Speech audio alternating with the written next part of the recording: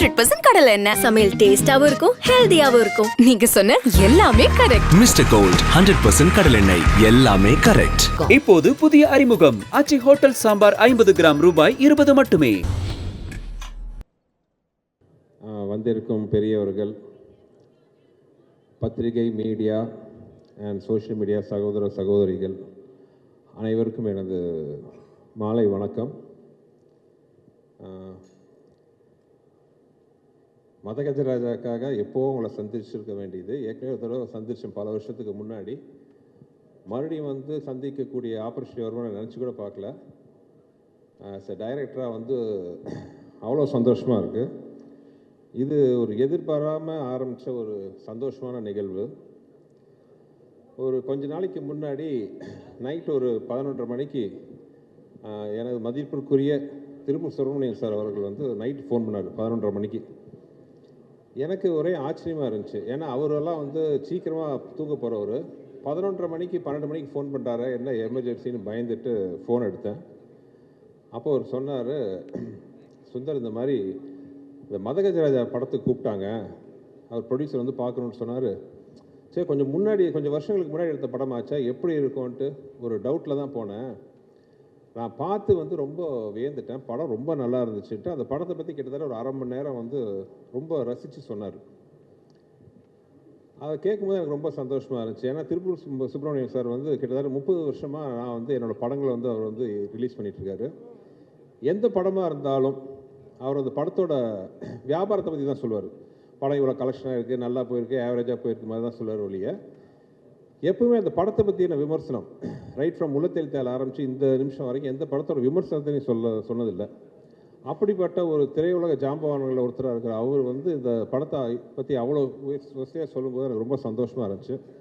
அவர் என்ன சொன்னார்ன்ட்டு நான் ரொம்ப ஓவராக சொல்லிக்கல. ஏன்னா அது பின்னாடி ஏதாச்சும் ஆச்சுன்னா நீங்கள் என்ன நக்கல் பண்ணுவீங்க, அதனால் அது சொல்லலை.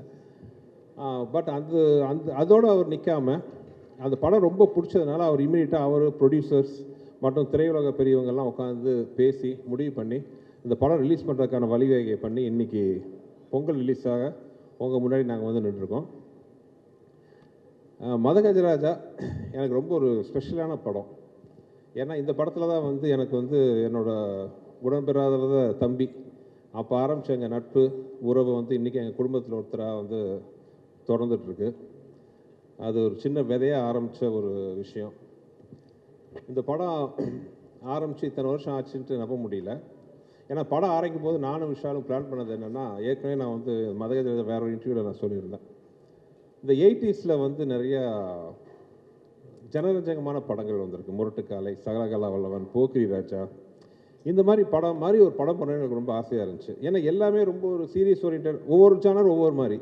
இந்த ஜானரில் ஒரு படம் பண்ணால் எப்படி இருக்கும், குடும்பத்தோடு உட்காந்து பெரிய லாஜிக்லாம் இல்லாமல் ஒரு சந்தோஷமாக ஒரு பாசிட்டிவ் வைப்ரேஷனோட 80s வந்த மாதிரி ஒரு படம் பண்ணணுன்ட்டு நாங்கள் ஆசைப்பட்டோம். அந்த மாதிரி ஒரு படம் தான் ஒரு மதகஜராஜா. ஒரு 3 நண்பர்களுக்குள்ளே அவங்களோட பிரச்சனையை தீர்க்கிற ஒரு மெயின் நண்பரோட கதையாக இந்த கதையை ஆரம்பித்தோம். சில காரணங்களால், தவிர்க்க முடியாத காரணங்களால் அந்த படத்தோட ரிலீஸ் கொஞ்சம் டிலே ஆயிடுச்சு. ஸோ அந்த படத்தை பற்றி ரிலீஸ் பண்ணலான்னு முடிவு பண்ணி, பொங்கல் ரிலீஸ் பண்ணலான்னு முடிவு பண்ணி, ஆக்சுவலாக நேற்று முந்தா நாளாக அனௌன்ஸ் பண்ணோம். அனௌன்ஸ் பண்ணுறதுக்கு முன்னாடி எனக்கு ஒரு சின்ன பயம் இருந்துச்சு. ஏன்னா கொஞ்சம் வருஷத்துக்கு முன்னாடி எடுத்த படம் மறுபடியும் ரிலீஸ் பண்ணும்போது வரவேற்பு எப்படி இருக்கும், இல்லை மேபி சோஷியல் மீடியாவில் கலாய்ப்பாங்களா, ஏன்டா இப்போ இந்த படத்தை ரிலீஸ் பண்ணுமா முக்கியமாங்கிற மாதிரிலாம் நான் கொஞ்சம் நினச்சேன். இந்த மாதிரிலாம் வரவேற்பு இருக்குமான்னு ஒரு பயத்தோடு தான் அது ஃபஸ்ட்டு ஆடு வந்துச்சு. பட் நான் மட்டும் இல்லை, எங்களோட க்ரூ, தயாரிப்பு நிறுவனம் எல்லாருமே ஒரு சந்தோஷ சர்ப்ரைஸ் ஆகிட்டோம். ஏன்னா அது சோஷியல் மீடியாவில் இந்த படத்துக்கு கொடுத்த வரவேற்பு ஆர்கானிக்காக எந்த வித ப்ரமோஷன் நாங்கள் இன்னும் ஆரம்பிக்கவே இல்லை, எதுவுமே கிடையாது. ஜஸ்ட் ஒரு அனௌன்ஸ்மெண்ட் மட்டும் தான் வைக்கும்போது ஒரு டைரக்டராக எனக்கு ரொம்ப சந்தோஷம். இந்த படத்தை வாழ்த்தி வரவேற்று ட்வீட் பண்ணின, சோஷியல் மீடியாவில் போட்ட, டிவியில் பகிர்ந்து கொண்ட அனைத்து நண்பர்களுக்கும் என்னோடது மனமார்ந்த நன்றி. ஏன்னா இது எங்களுக்கு ஒரு பெரிய ஒரு கான்ஃபிடன்ஸ் பூஸ்டாக இருந்துச்சு. அது மட்டும் இல்லாமல் படம் இன்னும் ஒரு வாரத்தில் ரிலீஸ் ஆக போகுது. படத்தை பார்த்துட்டு அதே மாதிரி ஒரு நல்ல ஒரு ஒப்பீனியன் கொடுப்பீங்கன்னு நினைக்கிறேன். ஆனால் அதே நிமிஷத்தில் இன்னொரு சொல்லிக்கிறேன், நாங்கள் யாருமே சொல்லாத விஷயத்தெல்லாம் சொல்லலை. இது ஒரு நல்ல ஒரு என்டர்டெய்னர், பொங்கல் மாதிரி ஒரு ஃபெஸ்டிவல் காலத்தில், ஏன்னா அந்த படம் நாங்கள் ஆரம்பித்த போதே பொங்கல் ரிலீஸை மனசில் வச்சு தான் நாங்கள் ஆரம்பித்தோம். அந்த பொங்கலுக்கு மிஸ் ஆனது இந்த பொங்கலுக்கு வருது. கண்டிப்பாக இது வந்து ஒரு ஃபெஸ்டிவல் மூடுக்கு வந்து ரொம்ப ஒரு அருமையான படமாக இருக்கும்ன்ட்டு நான் வந்து நம்புகிறேன். ஆக்சுவலாக ஒரு நண்பர் வந்து சோஷியல் மீடியாவில் போட்டிருந்தார், மதகஜராஜா லேட்டாக வந்தாலும் லேட்டஸ்ட்டாக வரும்ன்ட்டு. நானும் நம்புகிறேன் இது லேட்டஸ்ட்டாக இருக்கும், உங்களுக்கெல்லாம் பிடிக்கும்ன்ட்டு. ஏன்னா இந்த படத்தில் வந்து ஹியூமர் அவ்வளோ பிரமாதமாக ஒர்க் அவுட் ஆகிருக்கு. இன்னொரு இந்த படத்தில் எனக்கு ஒரு சென்டிமெண்ட் அட்டாச்மெண்ட் என்னென்னா, என்னோட குருநாதர் மணிவண்ணன் சார் கடைசியாக நடித்த படம் அது. இப்போ வந்து அவர்லாம் நம்ம நடுவில் இல்லைன்னு நம்பவே முடியல என்னால். இன்னும் வந்து அவர் என்ன ஆசீர்வாதம் பண்ணிட்டு இருப்பார்னு நினைக்கிறேன். அதே மாதிரி வந்து எனக்கு வந்து ரொம்ப மரியாதைக்குரிய டைரக்டர் திரு மனோபாலா அவர்கள். மனோபாலா சாரோட இந்த படம் நான் ஒர்க் பண்ணுவோம், ரொம்ப இந்த படத்தை எதிர்பார்த்தார். ஏன்னா அந்த படத்தில் வந்து ஒரு 15-20 நிமிஷம் விஷால், சந்தானம், மனோபாலா சார் வச்சு ஒரு எபிசோடு வரும். நான் ஏற்கனவே சொல்லியிருக்கேன், நான் நிறைய காமெடியெல்லாம் பண்ணியிருக்கேன். ஆனால் நான் பண்ண காமெடியிலேயே வந்து எனக்கு ரொம்ப ஃபேவரட் எதுன்னு கேட்டிங்கன்னா அந்த ஒரு 20 நிமிஷம் எபிசோட். எல்லாருமே வந்து மனசு விட்டு சிரிக்கக்கூடிய, ரசிக்கக்கூடிய மாதிரி அது ஒரு இன்ட்ரெஸ்டிங்கான ஒரு எபிசோடு வரும் இந்த படத்தில். ஒவ்வொருத்தரையும் மனோபாலா சார் வந்து கேட்பார், எப்படா அந்த படம் ரிலீஸ் ஆகுது, அந்த படம் ரிலீஸ் ஆச்சுன்னா என் ரேஞ்சே வேறு அப்படின்னு சொல்லிட்டு இருப்பார். அன்ஃபார்ச்சுனேட்லி அவர் இல்லை. ஆனால் அவர் நினைவுகளை வந்து இந்த படம் இனிமையாக சுமந்துட்டு வரும்ன்ட்டு நம்பிக்கை எனக்கு இருக்குது. இந்த படத்தில் வந்து ஒரு மிகப்பெரிய ஒரு ப்ளஸ் என்னென்னா, அப்பார்ட் ஃப்ரம் விஷால், விஜய் ஆண்டனி.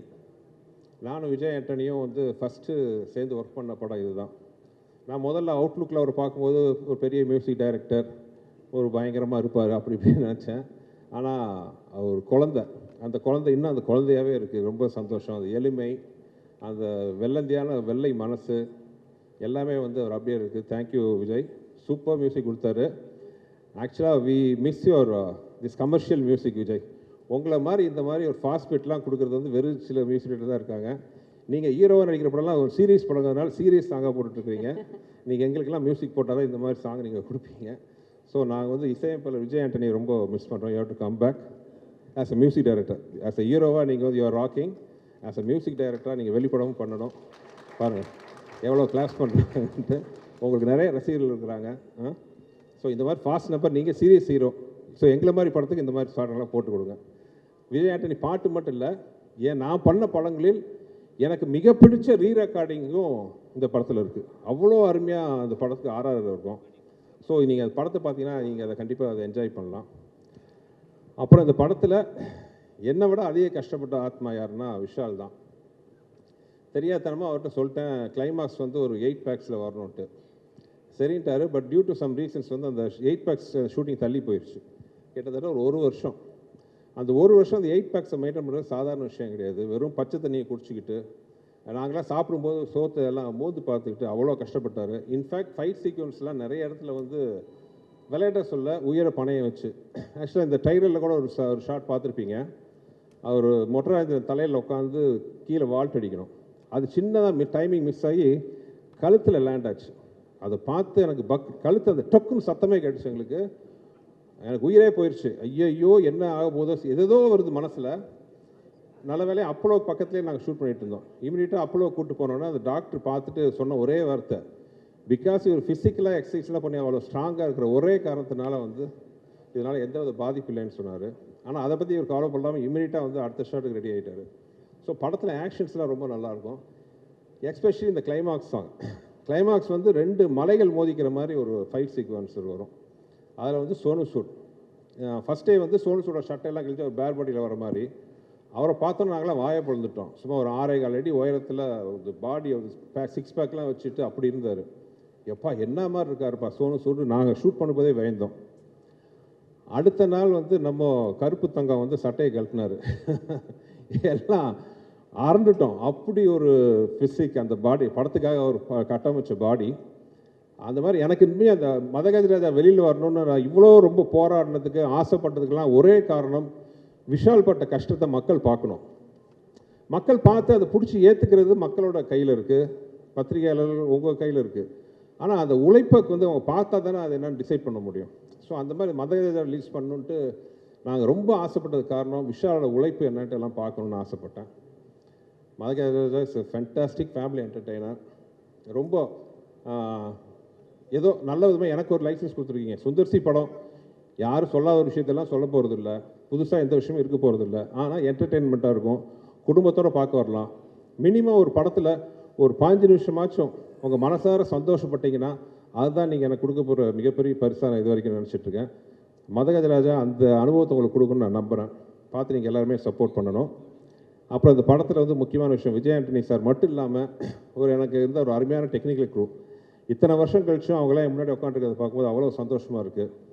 என்றைக்குமே என் தம்பியா, என் வலது கையா, என்னுள் பாதியாக இருக்கிற என் அன்பு தம்பி வெங்கட், அப்புறம் இந்த படத்துக்காக உயிரை கொடுத்து ஒர்க் பண்ண ரிச்சர்ட், இத்தனைக்கு இவ்வளோ பிஸியாக இருக்கிற ரிச்சர்ட், பிஸி கேமராமேனாக இருக்கிறவர், இந்த படத்தை ரிலீஸ் பண்ணணுன்னா எல்லா வேலையும் விட்டுட்டு வந்து இந்த படத்துக்கு இது விடிய விடிய உட்காந்து இந்த சாங்லாம் ரெடி பண்ண ரிச்சர்ட் ஆகட்டும்.